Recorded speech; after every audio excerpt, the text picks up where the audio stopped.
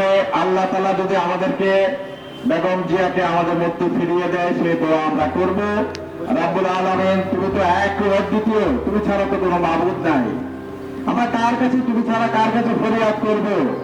একজন ভিক্ষুক যখন একজনের কাছে ভিক্ষা চায়, তখন সে বলে অন্যদিকে দেখো, কারণ অনেক মানুষ আছে যাকে ভিক্ষা দিতে পারে। কিন্তু আল্লাহ তো এক ও অদ্বিতীয়, আল্লাহ একজন ছাড়া তো আর কেউ নাই। তোমার কাছে আমরা ফরিয়াদ করি, তোমার কাছে আমরা মাফ চাই।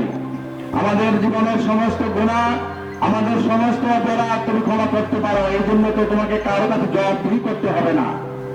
আমাদের গুনাহ, আমাদের অপরাধ সবকিছু ক্ষমা করে আমরা তোমার কাছে ফরিয়াদ করছি এই দেশের, বাংলাদেশের মানুষের জন্য।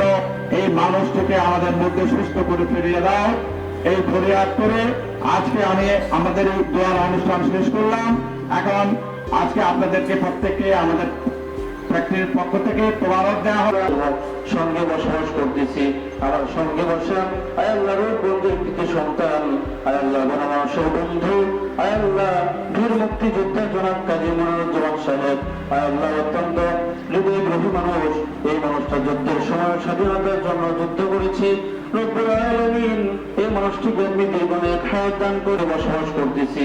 আমার সঙ্গে বসা আয় আল্লাহ বন্ধু একটি সন্তান, আয় আল্লাহ গণমানুষের বন্ধু, আয় আল্লাহ বীর মুক্তিযোদ্ধা জনাব কাজী মনিরুজ্জামান সাহেব, আয় আল্লাহ অত্যন্ত হৃদয়গ্রাহী মানুষ। এই মানুষটা যুদ্ধের সময় স্বাধীনতার জন্য যুদ্ধ করেছে।